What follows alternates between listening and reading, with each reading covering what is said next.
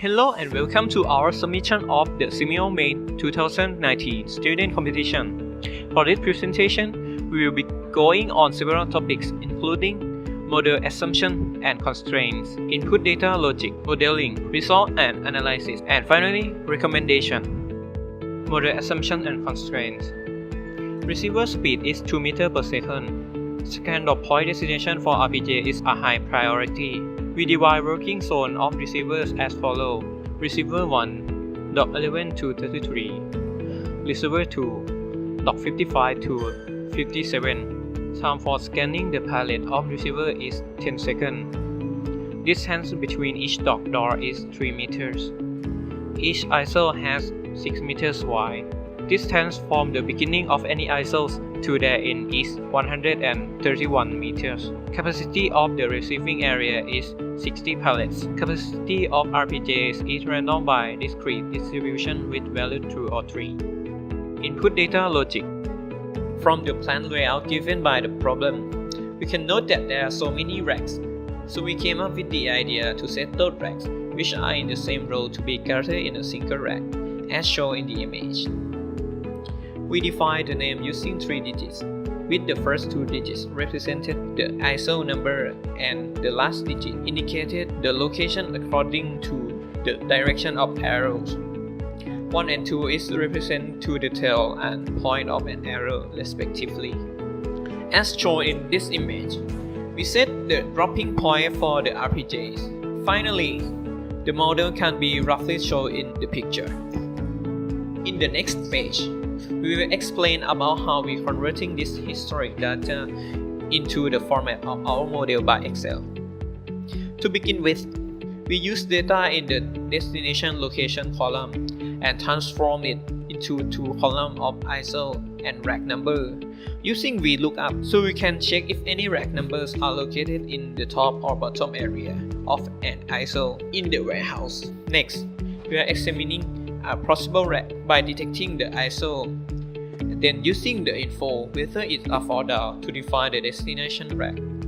Similar to the previous method, we can verify the dropping point and transform both destination rack and dropping point data into the final information to be used in Simio in forms of destination and drop point column respectively.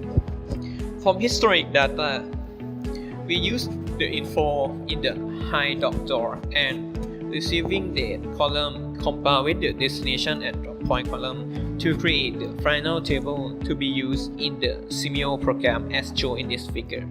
According to the historic data, there were just 21 days, as we need the total data of 30 days. So we have to generate 9 days of data using these methods shown in the table. Modeling. The constraints that we can achieve. First, we can indicate single drop location for RPJ's pallets delivery, and we can stack the pallets in the model. Model explanation. In starting to run the simulation, the source will create the pallets in the form of batch arrival, by which the time that the pallets will be arrived in the system, quantity, destination, and height we refer to the data in Excel. The job of receiver is to travel to load the pallets and deliver them to the receiving area, by which the server name dock is being used with the setting. The process of delivering the pallets to the receive area will occur only if there is a receiver arrive at the dock and was seized. Unloaded pallets were stacked in the receiving area, waiting for transporting to the destination racks by vehicles. For this model, we set the output buffer of the dock server to be receiving area. Before loading the pallets on itself, the AGV needs to wait for the receiver to scan those pallets first. For dock number 11 to 46, the transporting work will only be assigned to the put-away operators or PAOs. As for output node, area will be set the destination of each pallet specifically using data from the destination column in the data table, in order that the PAOs can receive the pallet and carry it to the destination rack directly. On the other hand, dock number 47 to 57 The transporters are said to be either PAOs or AGVs by prioritizing that if the AGV is idle, the job will be took by the AGV first to minimize operators' traveling time. Output nodes of dock number 47 to 57 have been set on process at excited node state. As if the transporter is PAOs, the destination node will be the rack L. If it is AGV, the drop area is to be set according to the data table. After that, the vehicle will carry the pallet to the destination node, which has been decided. The blue area in the model represents the drop area that has been created by output buffer from the server named drop area, which is the space for keeping the pallets waiting for the replenish operator to collect the pallets and transfer them to the destination rack. Next, by setting the processing time of the server to 0, the replenish operator will move to collect the pallets at dropping area and deliver them to the destination racks.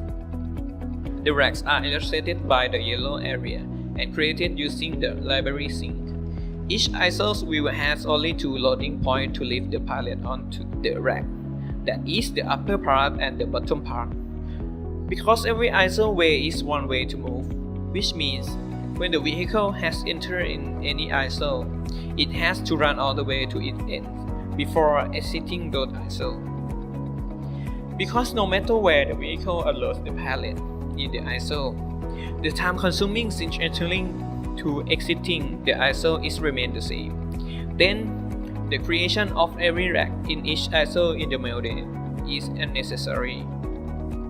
When pallets are loaded in the rack, the entity of each pallet will be destroyed due to this model is not considering what will happen after this event. This was the results from running the model A. From these results, we found that the utilization of some of resource, such as the replenish operator, was too low, and the cost of resource was too high. Therefore, in the next step of recommendation, we are talking about how we optimize the efficiency of the system and minimize the cost. From running several simulations by adjusting many variables, we could finally set up the model V, which had the amount of resource as in this figure. As you may see, that using this total number of resources could reduce the cost compared to model A. This was the results from running the model B. In comparison, store pallets were increased from 33719.3 to 39076.7 pallets, and the travel distance of every operators and RPJs also decreased as well as in the figure. Thus, we could conclude that the model B is better than model A. For this model, after adjusting the RPJs to be able to receive the pallets to size at dock number 11 to 22 and number 47 to 57, we can acknowledge that the number of store pallets had decreased from 33719.3 to 26228.6, as you can see in this sample infographic. If we set the only route for RPJs to travel over to be ISO 77, the total distance of traveling will be significantly increased comparing to the usual settings, because they had to drive around to that ISO every time. The benefits of letting PLPs to multiple pallets in one trip is that the system can handle higher demand. The efficiency of the system will increase, and the decreasing of PLPs figures per pallet. This presentation is coming to an end. We truly appreciate your attention.